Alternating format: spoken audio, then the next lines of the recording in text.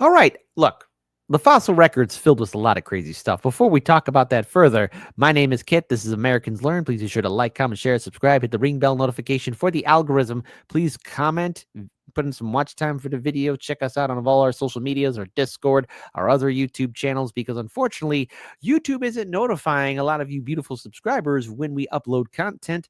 For example, on our Chicago Reacts channel, I did 2 live streams and nobody was notified at all, period. Oh my goodness, how sad that is. But we can always fix that by making sure you're still subscribed, and please do that also for the original content creator. Now, for fossils that shouldn't exist, a 2-headed dinosaur, maybe a 2-headed animal, which, again, I guess nature's mutations. Mother Nature's a mad scientist. Let's check this out and see bizarre fossils that shouldn't exist, period. No debate. No conversation from Extinct Zoo in 3, 2, happy Halloween. If you've been following my videos, then you're probably aware that fossilization is kind of a big deal, being pretty dang rare. And just in case you need a quick refresher, it's thought that less than 1% of all deceased animals undergo this process. Therefore, it's not crazy to call any fossil both rare and unique. However, like everything, there is of course levels to this. And this has made me think, what exactly are the rarest of the rarest fossils or paleo finds that we've discovered thus far? And apparently, it's kind of hard to say, as I quickly came to realize that it's kind of impossible to say it assuredly, especially since what would constitute as the rarest is pretty subjective. But in my oh-so-arduous... Because what I remember, because here's the thing, I've been on 3 dinosaur expeditions when I was a kid, 2 to Montana, 1 to South Dakota, and what I know is this, at least from my basic memory, finding a complete skeleton is a rarity in the realm of paleontology. No, not archaeology, paleontology. Research, I did stumble upon a few discoveries that stuck out more than others, some of which I even legitimately thought were fake at first. And this included one image that upon first seeing, I mistook for a monster from Greek mythology, when really, it was a scientific sketch. I mean, see for yourself. At first, you might be thinking you're looking at a newborn hydra, or some sort of long-lost kaiju. But this is in fact a real creature, and not of the alien kind either, but instead an earthly animal that lived long, long ago in a galaxy not so far away. The Hyphalosaurus, meaning the submerged lizard. But you know, even if it was a kaiju, we'd be good as long as we could throw a couple of F-111 aardvarks at it from today's sponsor, War Thunder. And while we're at it, why not throw a few heavy bombers like the Avro Lancaster or P-88, and maybe call in a few Iowa-class warships, which guess what, are all available for battle in War Thunder, the most comprehensive vehicle combat game on planet Earth.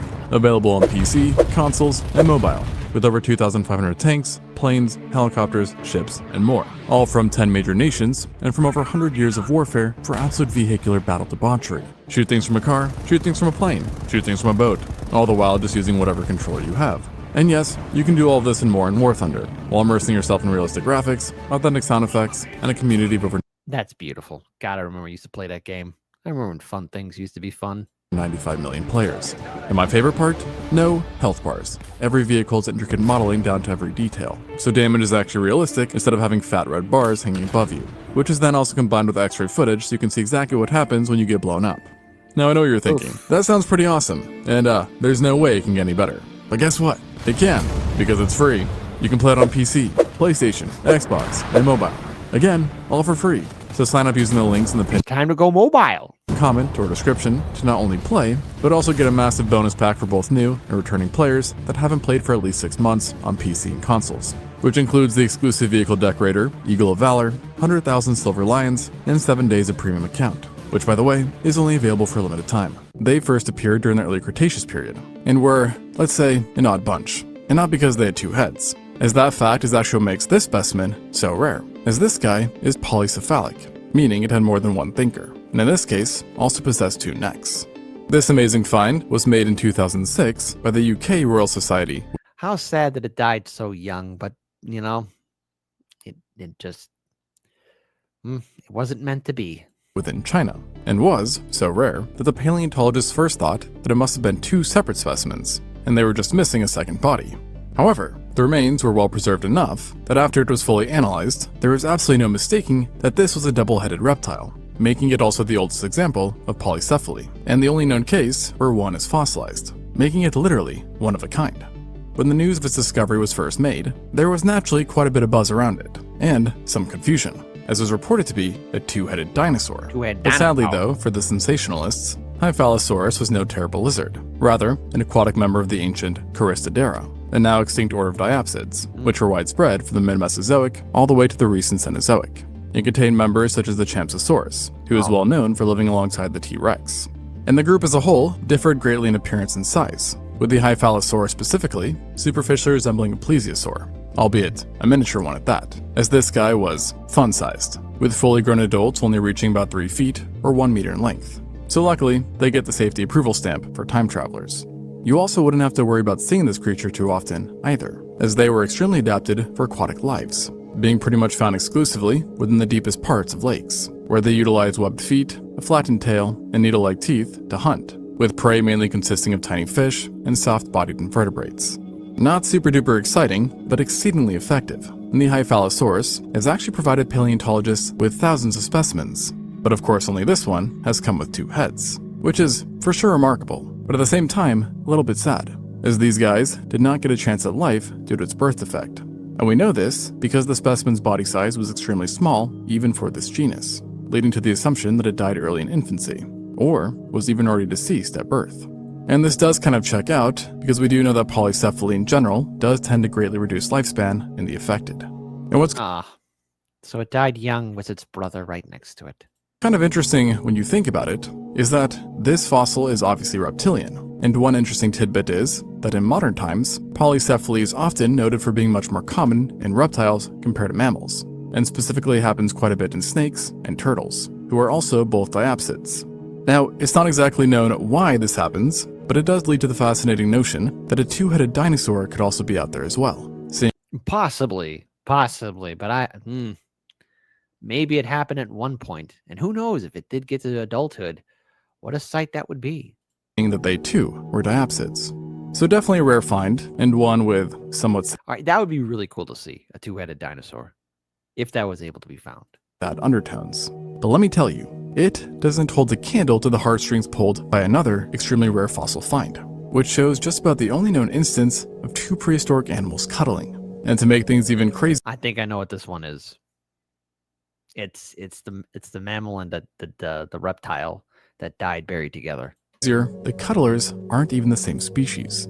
This all started in 2013, when a team of paleontologists operating in the early Triassic portion of the Karoo Basin stumbled upon the fossilized remnants of a burrow.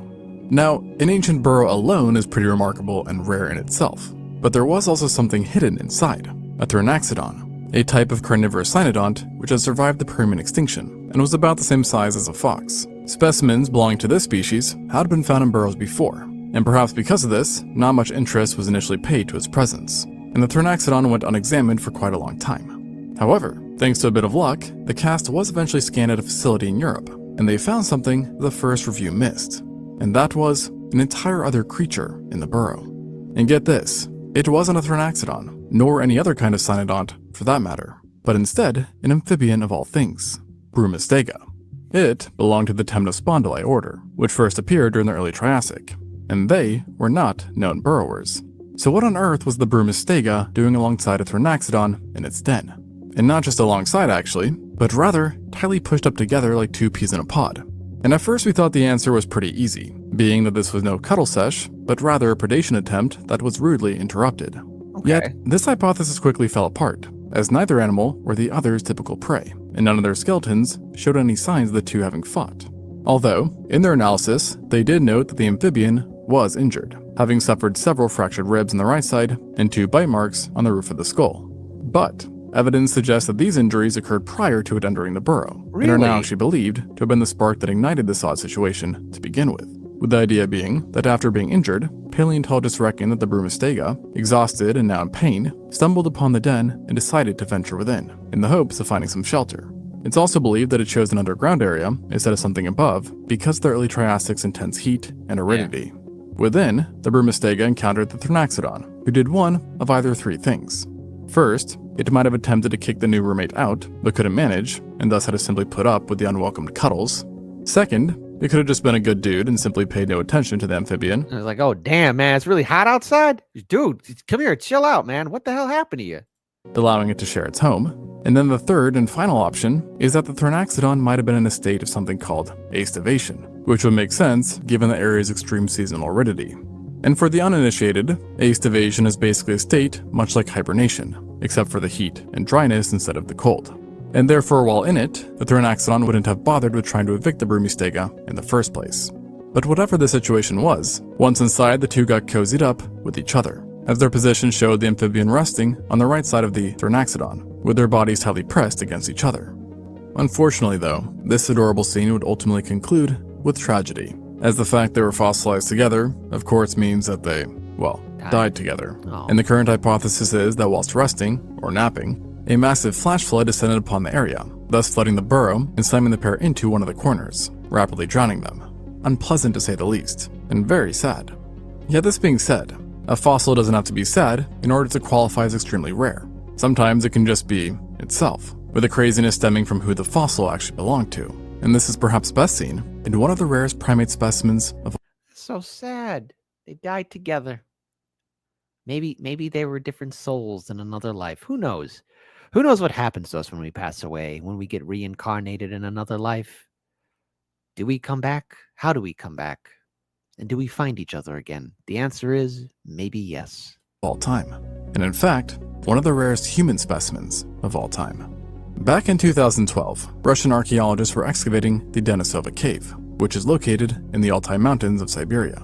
The location was well known for being the discovery site of the Denisovans, and these guys are an extinct species of humans which disappeared around 30,000 years ago, making them one of the most recent groups of humans to have lived. And during the excavation, researchers located a single fragment of a long bone that was then grouped with almost 2,000 other poorly fragmented bones, which were visually unremarkable.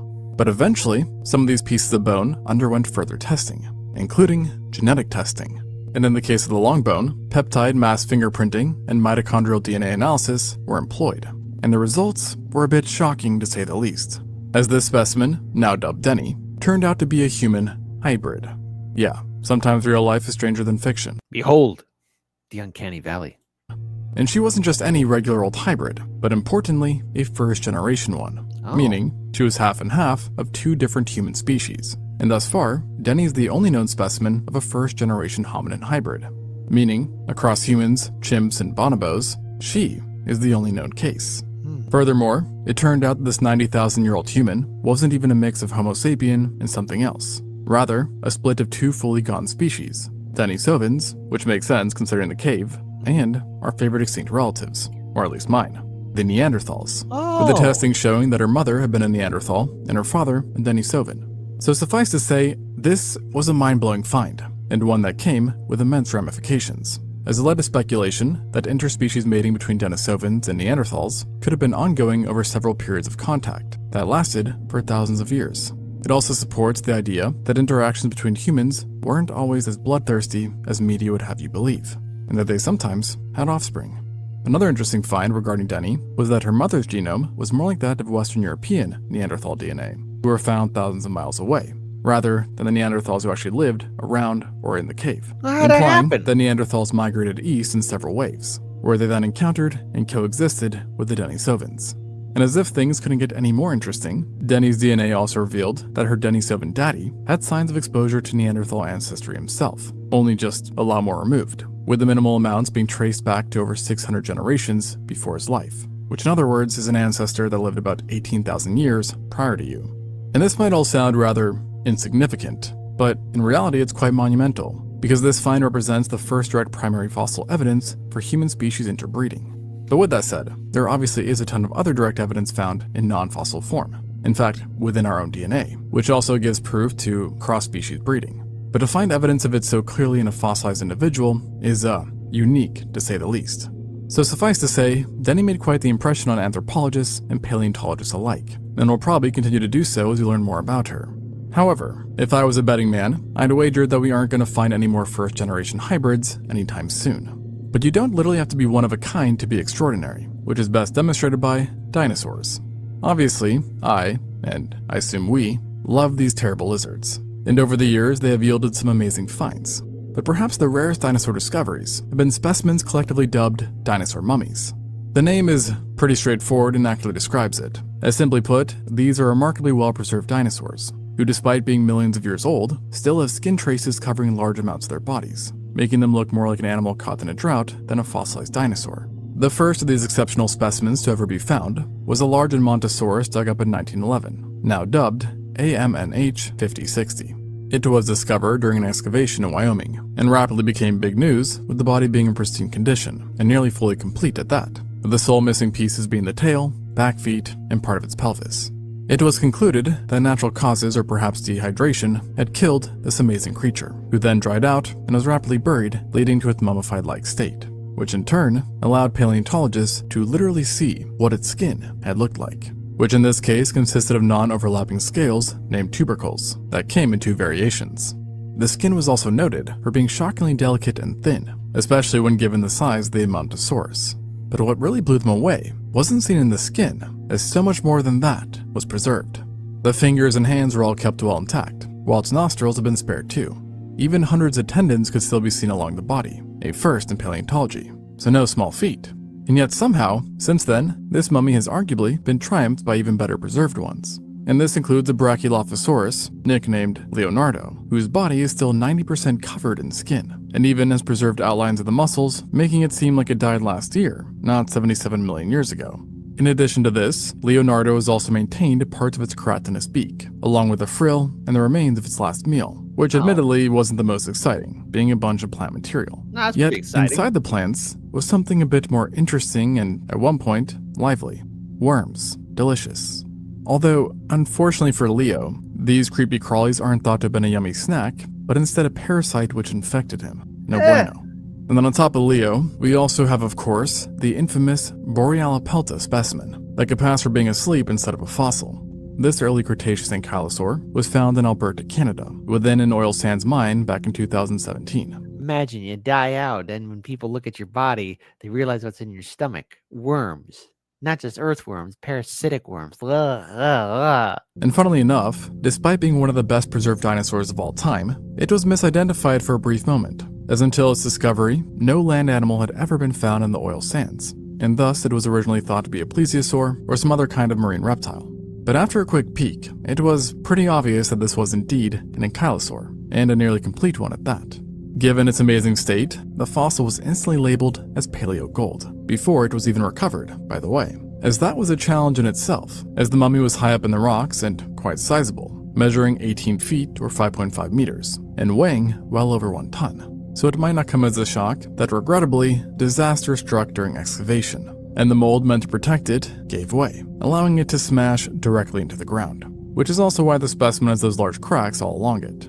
Yet with some magic, elbow grease, and maybe some duct tape, it was able to be pieced back together, and thus giving us one of the most spectacular dinosaur exhibits of all time. Some of the memorable features of this dinosaur include preserved skin, armor, the actual placement of spikes, and its stomach contents, which in this case was made up of ferns, stems, wood, and oddly a smidge of charcoal. But alas, thankfully, no worms. Furthermore, something that All right, well, at least he was preserved with dignity. makes it very unique is that it's the only dinosaur mummy in which melanosomes are preserved, giving us a window into what color it might have been, with tests implying that adults would have had reddish, pinkish skin tones whilst alive. And if I had been this Borealopelta, I would be darn proud to be on display. Because I mean, look at it. It's stunning. Yeah. But I'm not sure if I could say the same for one more quote-unquote exceptional fossil that has caught 2 prehistoric animals in a rather You know what? That's great too. compromising position. To be frank, I'm talking about a fossil that has suspended animals making love, and the only instance in history of 2 vertebrates being fossilized in such a state. Yeah, that may be hard to believe, but across mammals, reptiles, fish, etc., there's only been a single fossil showing direct mating, and the suspects, turtles, of all things. Though not any kind you find along the beach anymore, as the joint specimen consisted of the extinct genus Elaeochelys, which lived throughout the Eocene and Miocene periods in a multitude of continents. And fun fact, the family to which it belongs to is the ancient Keratochelidae, who are still around today, represented by just one extant member, the pig-nosed turtle from Australia and Papua New Guinea, who, mind you, is threatened. Back to our fossil friends here, in the early 2010s, this specimen was collected in Messel, Germany. And though others of its kind have been discovered in the same location, this find was a lot different than anything previously seen, as it was composed of 2 distinct individuals who were intertwined and facing away from one another.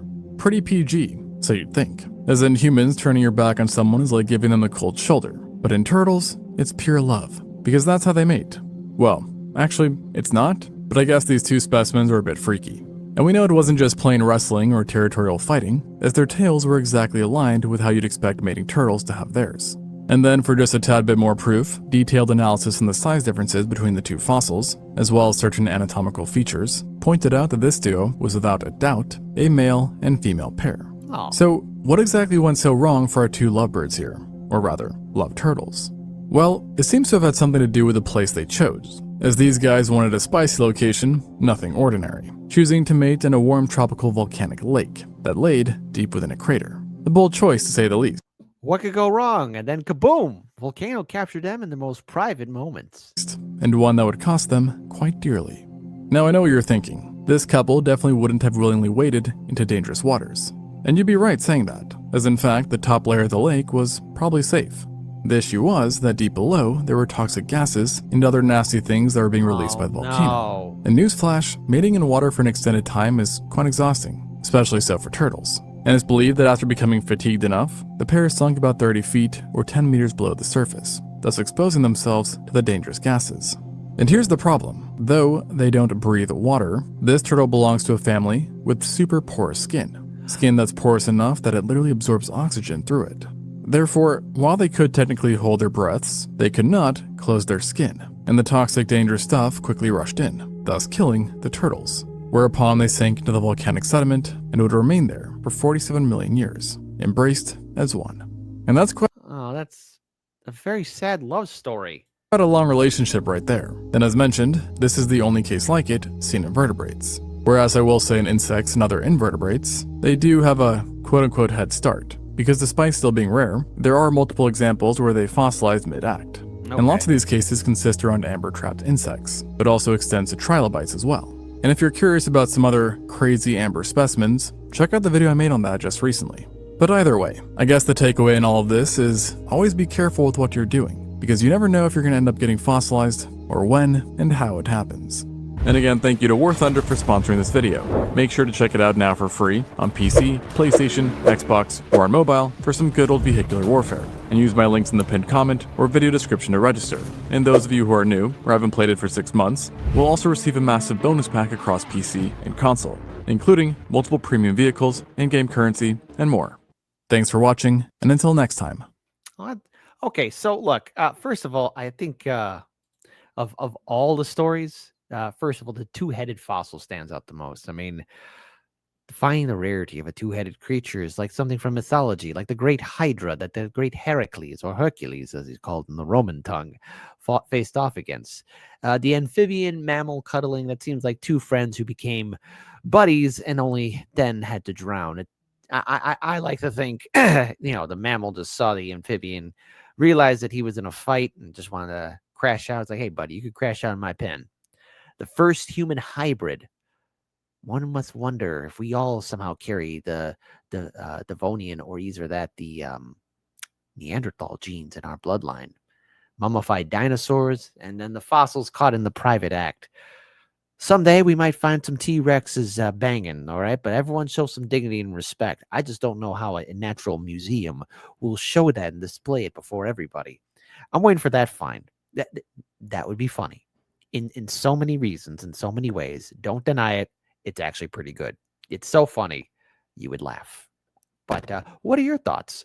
And if there's any kind of fossil that perhaps isn't mentioned, but maybe be creative, use your mind here. What kind of unique, maybe presentation or how an animal would pass away or ancient human would pass away that you would like to see? Try and keep it PG. Don't go too deep into the adult-oriented mind. That's not the right thing to do. But for Americans Learn, my name is Kit.